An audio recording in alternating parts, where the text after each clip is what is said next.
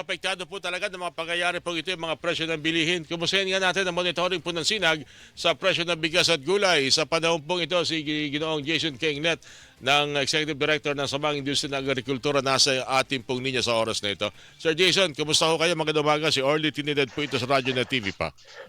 Magandang umaga ka-Orly at sa lahat po ng nanonood ng programa. Panibagong round ng mega oil price hike at patuloy na pagbaba po ng forex o foreign exchange peso against the dollar. Ano ho kaya magiging epekto ito lalo-talo sa mga inaangkat natin na kinakailangan natin ngayon ng mga gulay at bigas, Sir Jason?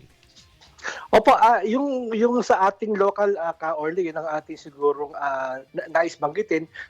Habang tumataas po sa mga retail, sa mga palengke, Opo. ang problema natin, lalo sa gulay, ka-Orly, hindi lang nababalita, naiipon yung mga gulay sa mga bagsakan dahil wala na masyado ring bumabiyahing mga trader o kung meron man, talagang medyo mahal at maraming nabubulakan po ng mga gulay. So it's a big concern sa atin, ka-Orly.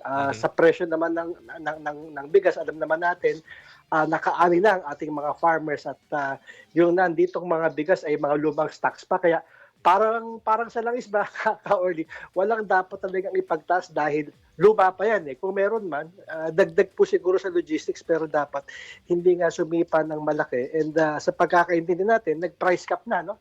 Ang Malacanang ng 50 pesos sa imported rice.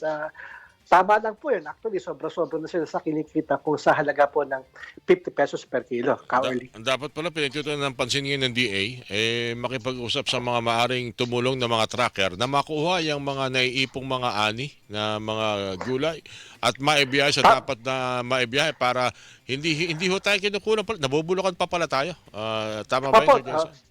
Tama po, nabubulukan tayo. Tapos talagang yung panahon ngayon ng summer, peak harvest pa rin, no? Ganun pa rin ang sitwasyon ng kamatis tsaka sibuyas.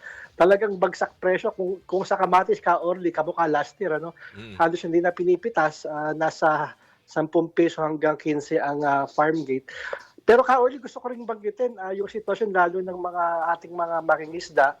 Ang report sa atin, halos nasa 30 to 50% na ang hindi pumapalaot. Lalo ngayon, pumalo ng 170 ang diesel. Talagang nag-times 3 yung presyo ng crudo nila mula nung nakaraang 2 buwan. Talagang di na kinakaya ng karamihan sa ating mga mangingisda. Yun po ang talagang concern natin na halos 30 to 50% ang hindi na po nangingisda sa mga panahon ngayon. Mukhang yan din ang isa sa obserbasyon ng ating mga nakakausap na kalipas na mga araw. May mga lugar na wala ko silang nakukuhang isda sa panahon o sa araw na meron silang in-expect na makukuha o mapapakyaw pero wala nga raw hong bumabiyahe. Malaking porsyento ho ba ng kabuang bilang ng mga mangingisda natin? Yan po ang sitwasyon ngayon, Sir Jason? Opo, ang ating monitoring mula Cavite, Zambales, Bataan, Pangasinan, talagang malaking bahagi. So, in-average lang natin. Ang sabi nila, pinakamataas 50% sa barangay o yung iba naman ay nasa 30%. Sa akin, kahit 10%, malaking bagay po yun kung 20% ang di na nakakapalaot. Lalo na kung aabot siya ng 30% hanggang 50% po sa ibang lugar. So sana po nandun ang tuon ng ating tulong at ayuda, hindi lang sa transport sector. Talagang bugbog po ang ating mga farmers at fishers sa panahon po ngayon na sobrang taas po ng crudo, ka-Orly. So ngayon, nakikita ko sa ating Radyo na TV pa yung mga fish pond. So ito muna mga isda galing sa mga fish pond ang ating napapakinabangan na lubusan ngayon. Opo, galing sa fish pond. Tapos kahit naman Isdang galing tabang. naman sa dagat, hindi natin nararamdaman, ka-Orly, kasi yung mga maliliit nawawala, nakukuha siya ng malalaki ng mga commercial. Kaya bagamat tumataas ang presyo, hindi natin nakikita yung pagkakaunti dahil po mga malalaking mga commercial fishers po ang nakakahuli ngayon. Talagang kakaunti. Yung mga maliliit natin mga isda, ka-Orly, uma-average daw sila ngayon ng 5 to 10 kilos lang nahuli. Alright. Ganong kaunti dahil hindi sila ganong makatagal na sa laot dahil nga po sa mahal ng crudo. So Jason, maraming salamat sa mga impormasyon nito at makikibalita rin tayo lalo sa mga susunod na akbang po ng Department of Agriculture. Thank you, sir. Ingat po kayo palagi.